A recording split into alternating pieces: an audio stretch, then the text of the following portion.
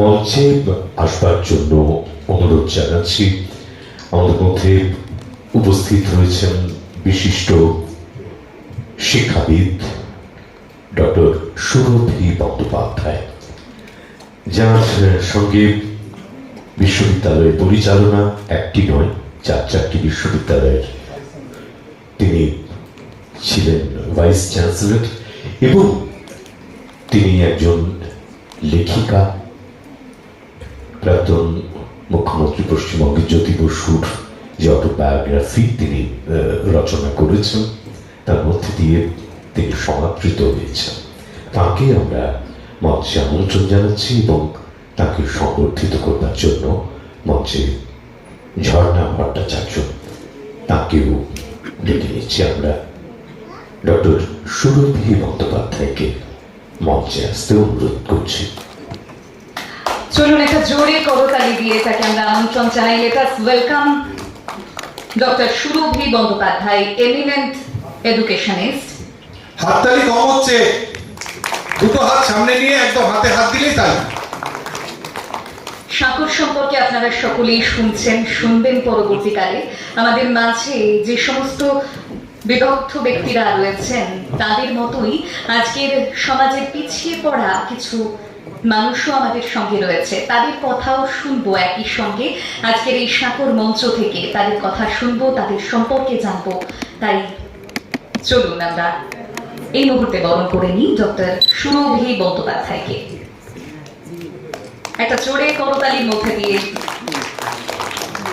বরণ করে নিচ্ছি ডক্টর সুরভি বন্দ্যোপাধ্যায়, বিশিষ্ট শিক্ষাবিদ। একটু ধরে সামনে তাকাবেন একটু।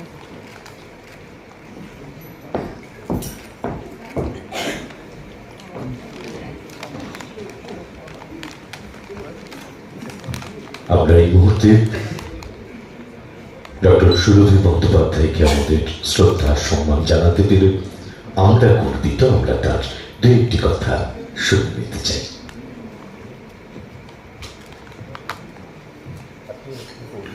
জীবনে সবচেয়ে মূল্যবান যদি কিছু থাকে প্রত্যেকের জীবনে, সেটা হচ্ছে সময়। আমি খুব সংক্ষিপ্তভাবে দু চারটি কথা বলবো, অতএব ছোট্ট করে দুটি কথা বলতে চাই যে আমি আজকে নিজের বিশেষ ধন্য মনে করছি যে এই ধরনের একটা অনুষ্ঠানে আমি এসেছি। কেননা আমরা সবাই একটা গতানুগতিক ছন্দে জীবন চালাই, একটা বিশেষ উদ্দেশ্য থাকে, সবাই যে কোনো একটা ডেস্টিনেশন সামনে আছে, যার যেরকম ক্ষেত্র সেই অনুযায়ী।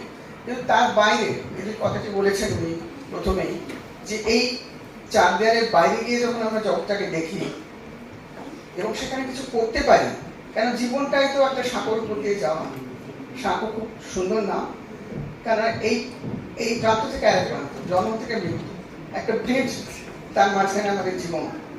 এবং সেই জীবনের মূল্যবান সময়ে আমরা কতটা মূল্য অন্যকে দিতে পারছি, মানে going beyond the four walls of this room, অন্যদের কথা কতটা ভাবতে পারছি, এটাই কিন্তু আমাদের জীবনের উদ্দেশ্য হওয়া উচিত। সবসময় হয় না। Living in the best of times, advancement of man is advancement of information technology, and also it's the worst of times. The world is driven apart by so many negative factors. এইরকম একটা ক্রান্তিক্ষণে দাঁড়িয়ে একজন মহিলা, যিনি একজন এরকম মানুষ এরকম একটা সৎ উদ্যোগ নিয়েছেন, আমার মনে হয় প্রতিটি সজ্জন ব্যক্তি এর সঙ্গে এই সংস্থাকে সমর্থন করা উচিত এবং আমাদের নিজেদের এর সঙ্গে যুক্ত হওয়া উচিত যতটা আমরা পারি নিজেদের সময় সুবিধা অনুযায়ী।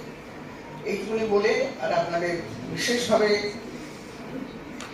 কি বলবো, আমরা শুধু সমর্থন করবো না, সদিচ্ছা এবং সব কিছু যাতে আমরা দিতে পারি, এই প্রতিজ্ঞাটা বোধ হয় বলে ভালো হয় এবং যত কিছু রাখতে পারি না। আমার যা বয়স, এই আর যে কত বছর বাকি আছে সেগুলো সবসময় চিরকাল করা উচিত। ভারতবর্ষের চিত্র, ভারতবর্ষ বিশাল দেশ, খুব সুন্দর, কিন্তু ভারতবর্ষকে আমরা কিন্তু এখনো পুরো চিনি।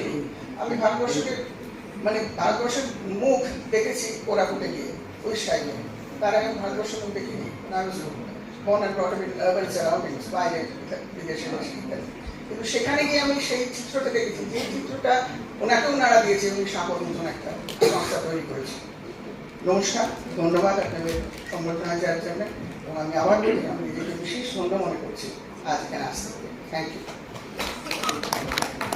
আমরা অত্যন্ত কৃতজ্ঞ ডক্টর সুরধী বন্দ্যোপাধ্যায় আজ আমাদের মধ্যে উপস্থিত হয়েছেন, তাকে সম্বর্ধনা জানিয়ে আমরা গর্বিত।